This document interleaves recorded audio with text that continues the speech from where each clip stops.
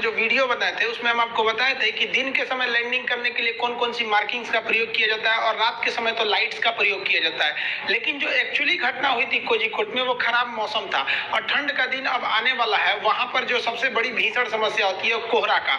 आप इस देखेगा कोहरे में इसको जहाज को उतारना बड़ा मुश्किल हो जाता है, कुछ दिखता ही नहीं, ना लाइट दिखेगा ना मार्किंग्स दिखेंगी। उस समय क्या किया जाएगा, आप इस इमेज में देखेंगे यहाँ एक जहाज जो है वो रनवे पर लैंड किया हुआ है। शायद आपको यहाँ पे जहाज दिखाई दे रहा हो कि लैंड किया है। सोचिए आपको जहाज नहीं दिख रहा है तो फिर पायलट को किस तरह से रनवे दिखता होगा। इस स्थिति में उतारने के लिए भी बड़ा सिंपल डिवाइस का प्रयोग किया जाता है जिसे हम कहते हैं इंस्ट्रूमेंट लैंडिंग सिस्टम ILS। यहाँ ये ILS सिस्टम लगे हुए हैं, इसी के द्वारा उतारा जा सकता है। ये ग्लाइड को आराम से कंट्रोल कर सकता था, लेकिन इस बार जो कोझिकोड की दुर्घटना हुई है उसमें ILS होने के बावजूद भी पता नहीं कैसे फ्लाइट की हाइट इतनी ज्यादा थी कि दो बार गो अराउंड करना पड़ा, यानी वापस ले जाना पड़ा जहाज को। इस घटना की 100% सत्यता तो तभी पता चलेगी जब ब्लैक बॉक्स उसका आ जाएगा। तब ब्लैक बॉक्स क्या चीज होता है, जो ऑरेंज कलर का होता है, उसका हम एक बार वीडियो बना चुके हैं, आप उसको डिस्क्रिप्शन में लिंक दे देंगे, आप उसे जाके देख लीजिएगा। आप समझते हैं ये ILS काम कैसे करता है। देखिए जब भी कोई घना कोहरा होता है तो सबसे बड़ा समस्या क्या होता है कि जो रनवे है उसके सीध में जहाज है या नहीं है। मान लीजिए रनवे इधर है, जहाज यहाँ उतर जाएगा तो दिक्कत हो जाएगा। तो पहला क्या चीज होता है, आपको रनवे के सेंटर लाइन में मैच करना है। दूसरी समस्या क्या आती है कि भाई हाइट ज्यादा रहना चाहिए या कम रहना चाहिए, मतलब मीडियम हाइट रहना चाहिए। हाइट जो होता है वो एंगल के हिसाब से देख सकते हैं। तो इसी को मेजर करने के लिए प्रयोग किया जाता है हम लोग को LAS इंस्ट्रूमेंट लैंडिंग सिस्टम। जैसे ये जहाज है तो एक ये एंगल बनाएगा, तो अगर ये एंगल ज्यादा है तो फिर ये उतरेगा, यहाँ तो उतर नहीं पाएगा, ज्यादा एंगल है तो आगे जाके उतरेगा, जाके उधर गिर जाएगा। और दूसरा कि मान लीजिए ये इसको इस सीध में उतरना है, उतर जाएगा इस सीध में, तो ये इसी को रोकने के लिए ILS का प्रयोग करते हैं। ILS सिस्टम में मेनली दो चीजें होती हैं। एक होता है एंटीना, आप यहां से लेकर यहां तक देख रहे होंगे ये एंटीना लगे हुए हैं, ये सब एंटीना लगे हुए हैं। ये क्या करता है, यही बताता है कि रनवे के बीचों बीच की जानकारी यही देता है, एकदम बीच में ले आ देता है। इसे हम कहते हैं लोकलाइजर। ये एंटीना हो गया लोकलाइजर। अब यहाँ आप देखेंगे कि एक खड़ा हुआ इस ये शेप में है, यहाँ एक दूसरा एंटीना टाइप का है। ये बताता है ग्लाइड स्लोप कि आप बहुत ज्यादा हाइट पे हैं, कम कीजिए, या कम रहेगा तो कहेगा कि आप और उठाइए, नहीं तो जाकर पिछला का ये पोछिया लौट जाएगा नीचे, हाइट उठाइए। तो ग्लाइड स्लोप को मैनेज करने के लिए ये होता है। इन दोनों को मिला देते हैं तो उसी को कहते हैं इंस्ट्रूमेंट लैंडिंग सिस्टम ILS। तो ILS दो चीजों को से मिलकर बना होता है।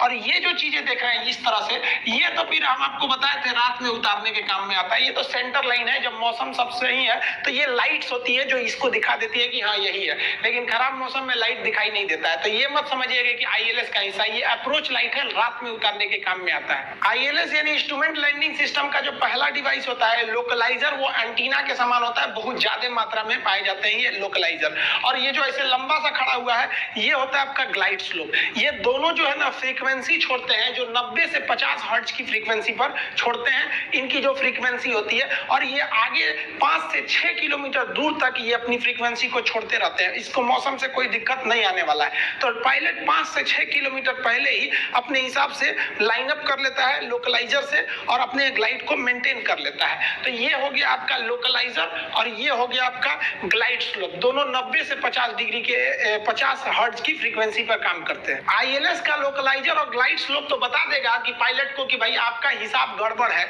लेकिन इस जहाज में बैठा पायलट को कैसे पता चलेगा कि हम गड़बड़ हैं? और अगर पता भी चल गया गड़बड़ है तो कैसे ये करेगा ऊपर नीचे, इसको कैसे कंट्रोल करेगा पायलट? पायलट जिस केबिन में बैठता है उसे हम लोग कहते हैं कॉकपिट। कॉकपिट में ILS द्वारा आ रहे सारे सिग्नल को मॉनिटर किया जाता है और उस हिसाब से कंट्रोल किया जाता है। कॉकपिट में ये वाला हिस्सा देख रहे हैं, इसे कहते हैं प्राइमरी फ्लाइट डिस्प्ले। ये जो होता है PFD, प्राइमरी फ्लाइट डिस्प्ले, इसी से पता चलता है। अभी यहाँ एक चीज देखेंगे तो ये रडार है, यहाँ आप देख रहे होंगे लाइनिंग है, तो इसको पता है कि भाई हमको इस डायरेक्शन में जाना है। तो डायरेक्शन तो फिक्स है, लेकिन केवल डायरेक्शन ही नहीं होता। हम आपसे कहते कि इधर ही है एयरपोर्ट, तो क्या चलिए उतर जाइएगा, मौसम खराब है, तो वो भी तो पता चलना चाहिए एयरपोर्ट से सीध में है कि नहीं। अब हमारी हाइट एयरपोर्ट पे उतरने लायक है कि नहीं है, तो ये तो सीध बता दिया कि आप इस डायरेक्शन में जा सकते हैं, लेकिन केवल डायरेक्शन दे देने से आप लैंड नहीं कर पाएंगे। अब यहाँ आप देख रहे हैं ये मौसम रडार है, ग्रीन वाला जिधर हमको जाना है वहां पे कोई दिक्कत नहीं, कोई बादल वगैरह उतना नहीं है, सब मौसम सही है। और ये जो ग्रीन वाला एरिया देख रहे हैं, इसे छिड़क दिया कलर टाइप का, वो ग्रीन वाला एरिया बता रहा है कि यहाँ जा सकते हैं, कोई दिक्कत नहीं है। येलो वाला बता रहा है कि भाई यहाँ पर थोड़े आंधी तूफान मिल सकते हैं। रेड वाला एरिया तो एकदम हाईली स्टॉर्म है, इसमें जाएंगे तो जहाज फंस जाएगा आपका। तो अभी हम मेनली PFD को देखते हैं। ये प्राइमरी फ्लाइट डिस्प्ले है, इसी के हिसाब से पता चलता है है, इसमें 4 चीजें बताई गई रहती है। इधर ये जो देख रहे हैं ये नंबरिंग, ये स्पीड को बताता है कि जहाज की स्पीड कितनी है, क्योंकि लैंडिंग के समय स्पीड भी बहुत मायने रखता है। और ये वाले जो डाटा देख रहे हैं यहाँ डाटा, ये आपको एल्टीट्यूड को बता रहा है और ये स्पीड को बता रहा है कि कितनी स्पीड है। अब बात ये तो डाटा की नहीं है, यहाँ तो मेन समस्या ये है कि आप रनवे के सेंटर लाइन में है या नहीं है। स्पीड अलग बात है, हाइट अलग बात है।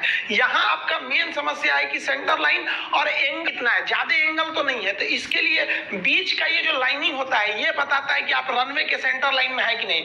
यहाँ आप देखेंगे एक आपको चौकोर टाइप का आपको मिलेगा, ये वाला बॉक्स यहाँ आपको इस शेप में एक आकृति मिलेगी। आप हम यहाँ बड़ा कर देते हैं, आप वो शेप देख लीजिएगा। इस शेप में यहाँ आपको एक आकृति मिल रही होगी। यहाँ पर आपका ये सेंटर लाइन अगर आके मैच कर गया तो समझ जाइए कि आप रनवे के एकदम सीध में है। ये जरूरी होता है, पायलट सबसे पहले रनवे के सीध में लाता है, उसके बाद हाइट को एडजस्ट करता है कि भाई पहले सीध में तो आ जाए तब हाइट एडजस्ट करना है। तो अगर मान लीजिए ये लाइनिंग आपको ऐसी तिरछी दिख रही तो आप तो सीध में नहीं है। यहाँ पर ये जो इस शेप में दिख रहा है इसके पे ये लाइन आपका कट करना चाहिए। तो इससे क्या हो जाएगा कि आप रनवे के एकदम सीध में आ गए। अब आप एंगल देख लीजिए कि ग्लाइड स्लोप ढलान कितना है। तो ढलान चेक करने के लिए भी आपको ऐसी ही आकृति यहाँ दिखेगी, इसे डायमंड शेप हम टेक्निकल भाषा में कहते हैं। ये नीचे में अगर लाइन के बराबर आ गया तो लाइन अप है, सीध में है, और इस साइड में आ गया तो आपका एंगल ठीक है। यहाँ मिटा देते हैं। यहाँ आप देखेंगे ये वाली आकृति यहाँ बनी हुई है और यहाँ से एक लाइनिंग जो आ रही है वो इसको कट कर रही है। तो अगर ये इसको कट कर दी तो ये एल्टीट्यूड सही है, आपकी ऊंचाई ठीक है। और ये जो लाइनिंग आ रही है ये नीचे वाले डायमंड को कट कर दी तो मतलब आप सीध में है, ये बताता है कि सीध में है। और ये लाइनिंग बताती है कि हाइट पर है। अगर ये दोनों मैच है, यहाँ एकदम बीच में क्रॉस कर दिया तब आपका मौसम कैसे हो रहा है, आराम से ले जाइए। अब बस ये मैच हो गया ना, अब धीरे धीरे हाइट को कम करिए और धीरे धीरे स्पीड को कम करिए। आंख बंद करते रहेंगे, मतलब आंख तो खोल के रहना है, मतलब आगे कुछ भी नहीं दिखेगा तो कंफर्म जाके आप लैंडिंग करेंगे। ये तो रडार वाला हिस्सा हो गया, ये अलग चीज है। पीएफडी में यहाँ देखिए ये वाला ससुरा उलाटेगा, यहाँ इसका ये मेन जो रनवे का सेंटर लाइन है ये भी मैच नहीं कर रहा है और ये जो ग्लाइड है ये भी मैच नहीं कर रहा है। ये तो क्या हमको लग रहा है ये उड़ाते हुए ही इसका इमेज लिया गया है। हालांकि अगर लैंडिंग के समय ऐसा है तो गड़बड़ है, इसको क्या करना पड़ेगा, सीध में लाना पड़ेगा इस तरह से। तो जहाज का जो यॉक होता है उससे इसको सीध में लाना पड़ेगा। यहाँ देखिए यहाँ पर इसका डायमंड, यहाँ डायमंड इसका त्रिभुज के समान है तो ये यहाँ पर है, मेन सेंटर लाइन भी इसी के से गुजर रहा है तो ये तो ठीक है। यहाँ देखिए यहाँ का जो डायमंड ना बना के यहाँ त्रिभुज बनाया है और यहाँ से जो लाइनिंग है वो इसके सीध में ये एकदम बढ़िया काट रहा है। अब इसको कुछ नहीं करना है, यहाँ से इसको स्पीड कम करना है और यहाँ से एल्टीट्यूड कम करना है। चुपचाप टुकुर टुकुर देखना है, अभी तक दूर पे रनवे दिखेगा और जो आईएलएस इसको सिग्नल देता है तो अंदर वह बोलते रहता है कि हाँ 200 100 ऐसे करके बोलते रहता है कि इतना करीब आ गए हैं। तो इसमें ये इंस्ट्रूमेंट मदद कर देते हैं लैंडिंग में। आज के समय के इसी एडवांस टेक्नोलॉजी की मदद से हम कितने भी खराब मौसम में आराम से लैंड करा सकते हैं। लेकिन इस बार क्या हुआ था अभी ब्लैक बॉक्स के आने के बाद ही इसका पता चलेगा। मिलेंगे नेक्स्ट वीडियो में, तब तक के लिए जय।